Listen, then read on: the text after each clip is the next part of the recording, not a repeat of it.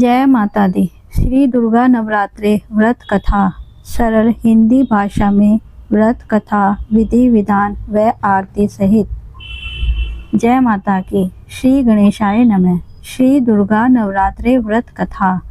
घट स्थापना। दुर्गा पूजन सामग्री इस प्रकार से है।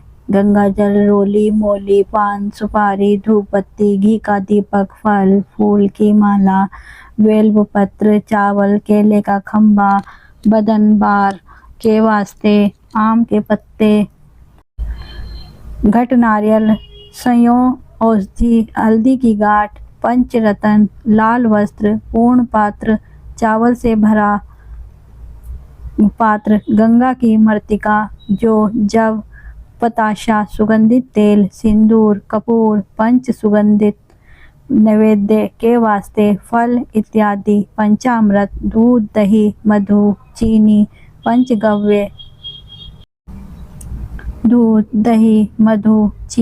पंचगव्य, गाय का गोबर, गोमूत्र, गोदूध, गोदही, गोधर्त, दुर्गा जी की स्वर्ण मूर्ति अथवा मृतिका की प्रतिमा, कुमारी पूजन के वस्त्र, आभूषण तथा नैवेद्य आदि। अष्टमी में ज्योति पूजन के वास्ते उपरोक्त सामग्री, डाब, घृत, गंगाजल। व्रत करने की विधि। इस व्रत में उपवास या फलाहार आदि करने का विशेष नियम नहीं है। प्रातःकाल उठकर स्नान करके मंदिर में जाकर या घर पर ही नवरात्रों में दुर्गा जी का ध्यान करके यह कथा पढ़नी चाहिए। कन्याओं के लिए यह व्रत विशेष फलदायक है। श्री जगदम्बा की कृपा से विघ्न दूर होते हैं। कथा के अंत में बारंबार दुर्गा माता तेरी सदा ही जय हो का उच्चारण करें। जय माता दी। कथा प्रारंभते। बृहस्पति जी बोले, हे ब्रह्मा जी, आप अत्यंत बुद्धिमान, सर्वशास्त्र और चारों वेदों को जानने वालों में श्रेष्ठ हो। हे प्रभु, कृपया कर मेरा वचन सुनो। चैत आश्विन माघ और आषाढ़ मास के शुक्ल पक्ष में नवरात्र का व्रत और उत्सव क्यों किया जाता है? हे भगवान, इस व्रत का फल क्या है? किस प्रकार करना उचित है? और पहले इस व्रत को किसने किया, सो विस्तार से कहो।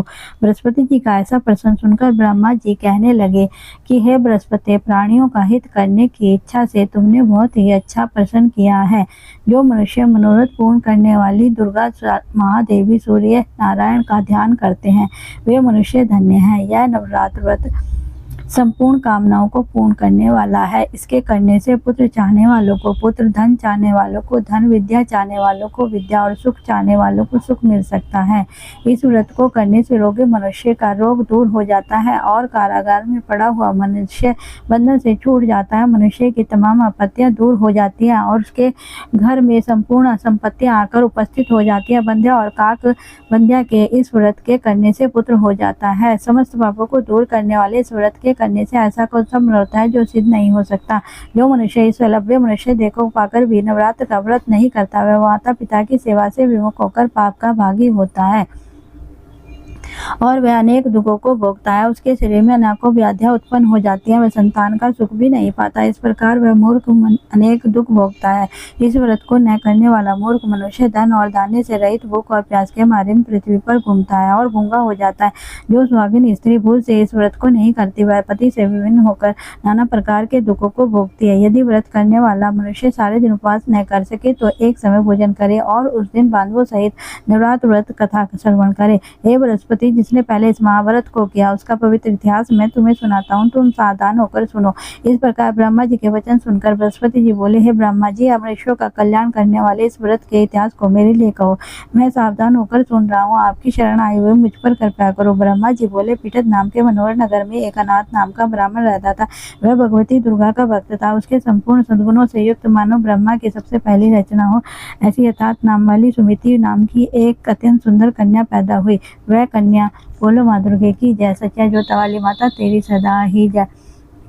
सुमिति अपने घर के पालकपन में अपनी सहेलियों के साथ क्रीड़ा करते हुए इस प्रकार बढ़ने लगी जैसे शुक्ल पक्ष में चंद्रमा की कला बढ़ती है।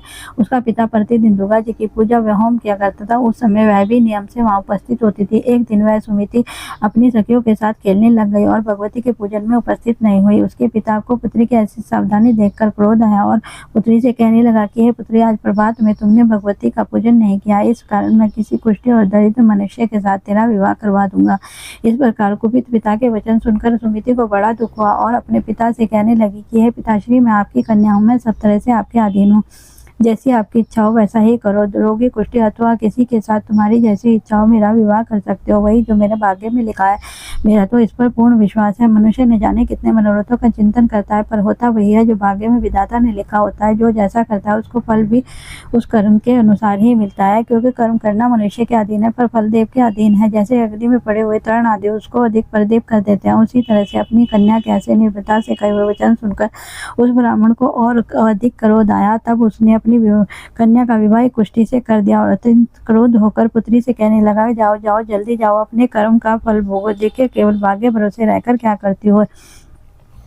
इस प्रकार से कहे हुए पिता के कटु वचनों को सुनकर सुमिति अपने मन में विचार करने लगी कि अहो मेरा बड़ा दुर्भाग्य, जिससे मुझे ऐसा पति मिला। इस तरह अपने दुख का विचार करते हुए वह सुमिति अपने पति के साथ वन को चली गई और कृपया बने कुशा युक्त उस स्थान पर उन्होंने वह रात बड़े कष्ट से व्यतीत की। उस गरीब बालिका की ऐसी देख कर भगवती पूर्व पुण्य के प्रभाव से प्रकट होकर सुमिति से कहने लगी, वो साचे दरबार की जय कि हे दीन ब्राह्मणी, मैं तुम पर प्रसन्न हूँ, तुम जो चाहे वरदान मांग सकती हो, मैं प्रसन्न होने पर मनवांचित फल देने वाली हूँ। इस प्रकार भगवती दुर्गा का वचन सुनकर ब्राह्मणी कहने लगी कि आप कौन है जो मुझ पर प्रसन्न हुए हैं, यह सब मेरे लिए कहो और अपनी कृपा दृष्टि से मुझ दीन दासी को प्रसाद करो। ऐसा ब्राह्मणी का वचन सुनकर देवी कहने लगी, मैं आदि शक्ति हूँ और ब्रह्मा हूँ, विद्या सरस्वती हूँ, मैं प्रसन्न होने पर प्राणियों का दुख दूर कर उनको सुख प्रदान करती हूँ। हे ब्राह्मणी, मैं तुझ पर तेरे पूर्व जन्म के पुण्य का प्रभाव से प्रसन्न हूँ। मैं तुम्हारे लिए पूर्व जन्म का वृतांत सुनाती हूँ। सुनो, तू पूर्व जन्म में निषाद भील की स्त्री थी और अति पति परता थी। एक दिन तेरे पति निषाद ने चोरी की। चोरी करने के कारण तुम दोनों को सिपाहियों ने पकड़ लिया और ले जाकर जेल खाने में कैद कर दिया। उन लोगों ने तेरे को और तेरे पति को भोजन भी नहीं दिया। इस प्रकार नवरात्रि के दिनों में तुमने न कुछ खाया और न ही जल पिया। इस प्रकार 9 दिनों तक नवरात्र का व्रत हो गया है। ब्राह्मणी, उन दिनों में जो तुमने व्रत किया उस व्रत के प्रभाव से प्रसन्न होकर तुम्हें मनवांचित वर दे रहे हो, तुम्हारी जो इच्छा हो तो मांगो। इस प्रकार दुर्गा जी के कहे हुए वचन सुनकर ब्राह्मणी बोली कि अगर आप मुझ पर प्रसन्न है तो हे दुर्गे माँ, मैं आपको प्रणाम करती हूँ, कृपया कर मेरे पति के कोढ़ को दूर करो। देवी कहने लगी, मैं उन दिनों में जो तुमने व्रत किया उस व्रत के एक दिन के पुण्य अपने पति के कोढ़ को दूर करने के लिए अर्पण करो। मेरा प्रभाव से तेरा पति कोढ़ से रहित और सोने के समान शरीर वाला हो जाएगा। ब्रह्मा जी बोले। इस प्रकार देवी का वचन सुनकर वह ब्राह्मणी पे बहुत प्रसन्न हुई और पति को निरोग करने की इच्छा से ठीक है ऐसे बोली। तब तक उसके पति का शरीर भगवती दुर्गा की कृपा से पुष्टिहीन होकर अति कांति युक्त हो गया था, जिसकी कांति के सामने चंद्रमा की कांति भी क्षीण हो जाती। वह ब्राह्मणी पति की मनोहर देह को देखकर देवी को अति पराक्रमी वाली समझकर स्तुति करने लगी। हे दुर्गे माँ, आप दुर्गत को दूर करने वाली, तीनों जगत का संताप करने वाली, समस्त दुखों को दूर करने वाली, रोगी मनुष्य का निरोग करने वाली, प्रसन्न होने पर मनवांछित वस्तु को देने वाली और दुष्ट मनुष्यों का नाश करने वाली, तुम ही सारे जगत की माता हो और अम्बे पिता हो। बोलो सांचे दरबार की जय। हे अम्बे, मुझे अपराध रहित अबला को मेरे पिता ने कुष्ठ रोगी के साथ विवाह कर मुझे घर से निकाल दिया। उसकी निकाली हुई पृथ्वी पर घूमने लगी। आपने ही मेरा इस आपत्ति रूपी समुद्र से उद्धार किया है। देवी, मैं आपको प्रणाम करती हूँ, मुझे दीन दासी की रक्षा करो।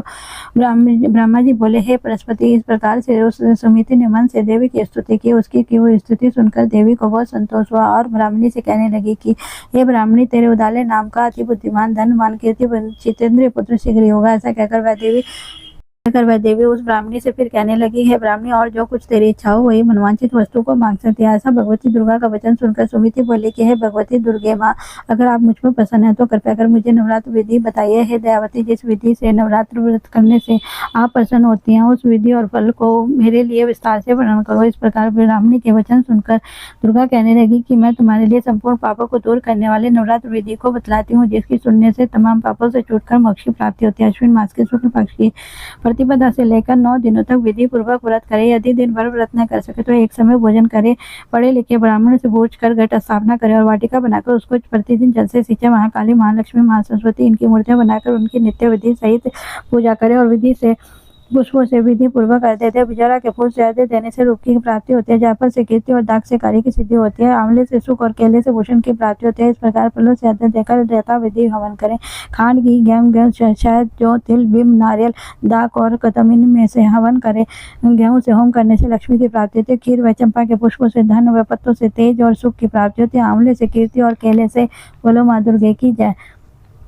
सच्चा जोता वाली माता तेरी सदा ही जय से पुत्र की प्राप्ति होती है। कमल से राज सम्मान और दाखों से सुख संपत्ति की प्राप्ति होती है। खांड, घी, गेहूं, नारियल, शहद, जौ, तिल इनमें तथा फलों से होम करने से मनवांछित वस्तु की प्राप्ति होती है। व्रत करने वाला मनुष्य इस विधान से होम कर आचार्य को नम्रता के साथ प्रणाम करे और यज्ञ की सिद्धि के लिए उसे दक्षिणा दे। इस महाव्रत को पहले जिस बताई हुई विधि के अनुसार जो कोई करता है उसके सब मनोरथ सिद्ध हो जाते हैं। इसमें तनिक भी संशय नहीं है। इन 9 दिनों में जो कुछ दान आदि दिया जाता है उसका करोड़ों गुना मिलता है।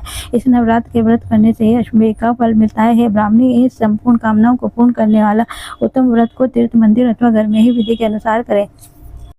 इस संपूर्ण कामनाओं को पूर्ण करने वाला उत्तम व्रत को तीर्थ, मंदिर अथवा घर में ही विधि के अनुसार करे। ब्रह्मा जी बोले, हे बृहस्पति, इस प्रकार ब्राह्मणी को व्रत की विधि और फल बताकर देवी अंतर ध्यान हो गई। जो मनुष्य या स्त्री इस व्रत को भक्ति पूर्वक करता है वह इस लोक में सुख भोगकर अंत में दुर्लभ मोक्ष को प्राप्त होता है। हे बृहस्पति, इस दुर्लभ व्रत करू महात्म्य मैंने तुम्हारे लिए बताया है। ऐसे ब्रह्मा जी ने वचन सुनकर बृहस्पति जी आनंद के कारण रोमांचित हो गए और ब्रह्मा जी से कहने लगे, हे ब्रह्मा जी, आपने मुझ पर अति कृपा की जो अमृत के समान इस नवरात्र व्रत कथा का महात्म्य बताया है। प्रभु, आपके बिना और कौन इस महात्म्य को सुना सकता है। ऐसे बृहस्पति जी के वचन सुनकर ब्रह्मा जी बोले, हे बृहस्पति, तुमने सब प्राणियों का हित करने वाले इस अलौकिक व्रत को पूछा, इसलिए तुम धन्य हो।